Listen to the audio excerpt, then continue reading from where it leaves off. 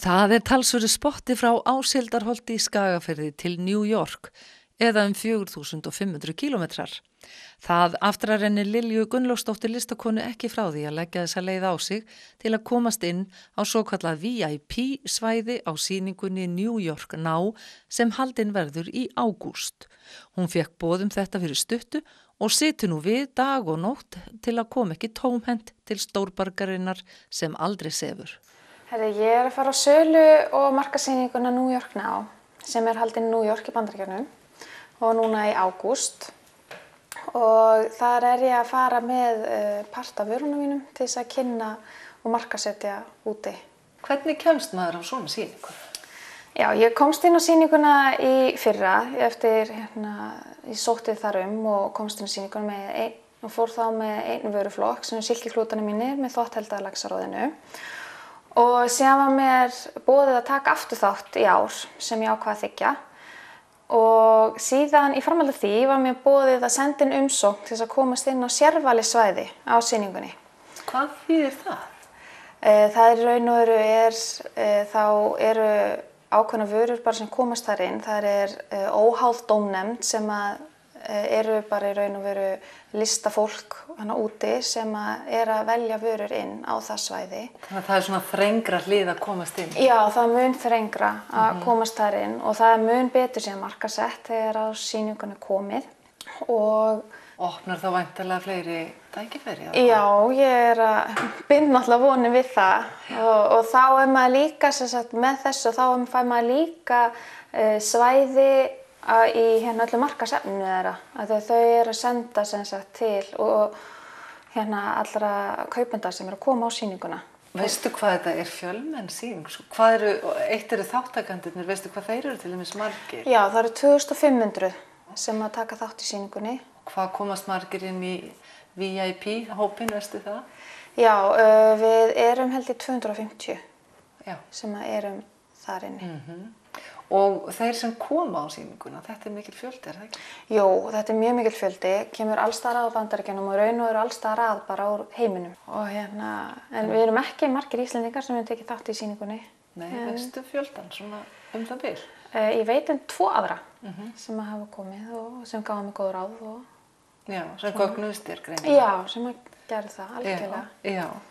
En hvað ætlar að sýna núna? Ég ætla aftur með klútana mína sem bara svona eins og vara sem ég þykir eitthvað vænst Já, þar að blanda saman roði og silki. Já.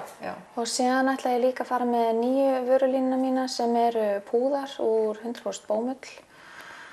Og svo ég líka að fara með nýja típu af hálsmuni sem nota roð og trékúlur sem handmálaðar. Finnurðu að þetta sér íslenska að slá í gegn? Já, ég finn meira fyrir því að hvað hafa mikið áhuga á, hvað allt náttúruvænt sem ég með og ég legg mikla áherslu á að gótt hráefni og einmitt umhverfisvænar vörur. Ég legg svolítið mikla áherslu á það því að við þurfum að hugsa jörðin okkar. Já, en silki og roð, það svolítið sérstök blanda.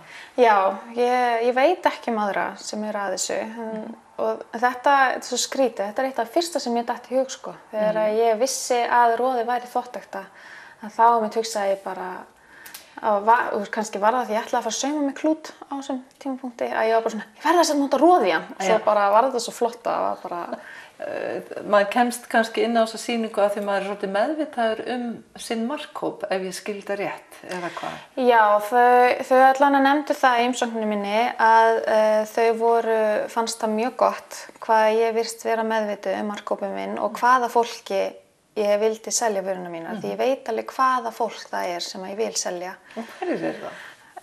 Það eru konur sem 35 ára og eldri og út í Bandaríkjunum að þá það high middle class eða ofar af því þetta náttúrulega lúxusvara sem kannski ekki alveg.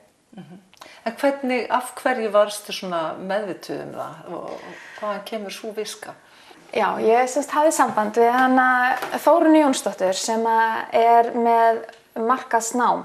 Hún í raun og veru hjálpar litlum einstaklingum að hjálpa sér að markaðssetja.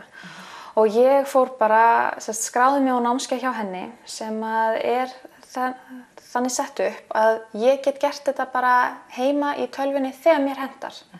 Þú veist, hvort sem að það þá bara, þú veist, á kvöldin þegar stelpa mín farin að sofa eða á vinnutíma. Og þetta alveg sniðið að svona litlum einstaklingum. Og þar einmitt hún að leggja mikla áherslu á það að maður viti hvert maður að fara og við hvern maður að tala. Og greinilega að skila þér, en svona stuðningur, finnur þú fyrir stuðningi í samfélaginu hérna til dæmis í Sauðárkróki, Skagafirði? Alveg svakalegan stuðning og mikinn meðbyr. Ég finn það að fólk stoppa mig út í búð og sem að ég þekki raun og veru ekki og að óska mig til hamingju með allt og raun maður kannski aðsnallt segja og dáist að því að maður hafi þori að prófa að henda sér út í djúpu laugina. Lilju fannst það alveg fráleitt að segja það upphátt sem unglingur að sér langaði til að verða listakona. Hún var klár á bókina og því ekki annað að ræða en að fara í háskóla og læra þá bara félagsfræði. Nú langar hann allra mest til þess að verknámi og listgreinum verði gert miklu hærra undir höfði í skólakerfinu og skammast sín ekkert lengur fyrir listakonu titilinn. Start spreading the news.